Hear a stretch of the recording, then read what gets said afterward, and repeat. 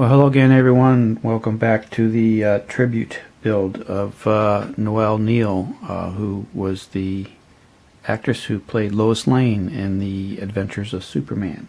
As you know, I am doing the Polar Lights Superman build. It's based on the comic strip cover of Kryptonite No More.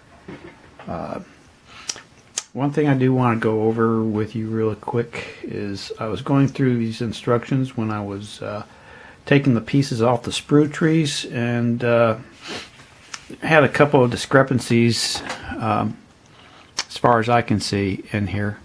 I kind of bring this to light. Maybe everybody else who's built this kit came across this as well. But for any future builders, I just want to kind of point out to you. I'll just take a little file pointer here. In step number 4, it says assemble parts 15 and 16.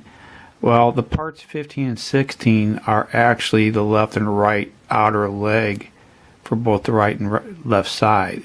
It's not a complementary piece. So what I had to do is 16 is actually going to be 13 that goes with 15, and 16 will go with 14. That's the only way to put these legs together. So it's basically just a mismatched number part for the leg assembly part. And as far as the cape, which I have here, and as well as the bust of Superman's head where the cape fits into. The cape here itself actually has holes in the cape, which actually fit over some of the locator pins. But in my kit, it's not really a locator pin. Hopefully you can see that.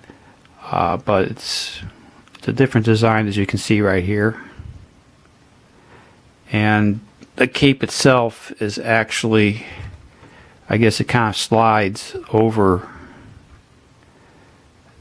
those locator, for lack of a better term, locator slots. So just a little bit minor difference between what it shows in the directions and what the actual kit looks like, at least the one I have in my box. So with that being said, I went ahead and put most of the parts together. We'll bring his head back in place here. Like I said, the seam, it's a 2-part piece, and the seam runs right along here, this line here, up and over his head to the other side. And like I said, basically I glued this with I have this Testors liquid cement in this variety because of the fine point that it's got on there. And I basically laid it out, slapped it together, and let some of the glue seep out through some of the seams. Let that dry. And once that was done, the next day I went back with just to basically, I usually keep these used number 11 scalpel blades, and I basically just scrape away the unused part of the glue that seeped out, and actually kind of bring it down to a nice smooth surface. That way all the gaps are basically filled, and it's just a matter of now of just trying to get these seams themselves to kind of disappear as much as possible before I go to the painting stage. So that's one side of him there, and here's his other side. So it's looking pretty good. I didn't want to take away too much as far as the head where his hair is at, because there is some detail in the hair. So but overall it's nice and smooth. So basically that's the same kind of principle I used for the rest of his parts. I have his arms here with his fists. Same thing. just kind of laying out the glue, putting it together, let it seep through the seams, let it dry, and then come back again and just start scraping the excess glue off to get it down to a nice smooth finish on the arms.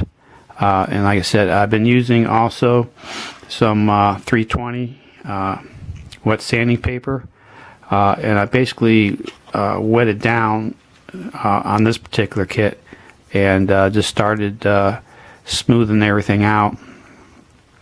And I'll come back later with some 600 grit for the final sanding part. But it's looking pretty good. And like I said, here's one set of his legs right here. Same thing, we got the actually in this case we have the seam line going right down the middle of his leg here, in the front and back into his boots. And so we got that all nice and smoothed out. I might come back and put a little bit of some putty on there just to try to get the seams to disappear totally. But this is just the initial prep work. Like I said, it's nice and smooth now, and it's looking good. Basically, of course, we have the two halves of the cape that were put together. I'll make sure that the pins were locked into place and glued. You can see the part that's going to be actually showing. Nice, small narrow line here. I'll probably go ahead and put some putty in here, get that sanded. Actually, you can see right here I'm working on the underside of the cape right now as we speak. I'm basically using up the Bondo glazing putty I have here just to kind of finish it off before it goes to waste. So this is what we're using. And like I said, I put a small thin coat of the Bondo last night, and it's nice and dry. So we will be in the process of sanding that down nice and smooth to get rid of the center seam line altogether. So basically that's the stage we're at right now with this build. So that's, I had kind of a long week at work. Didn't get too much accomplished, but I just want to kind of give you a quick little update on where I'm at. So until then, we will see you next time and for another update, and hope everybody has a good weekend. So we'll see y'all later. Bye.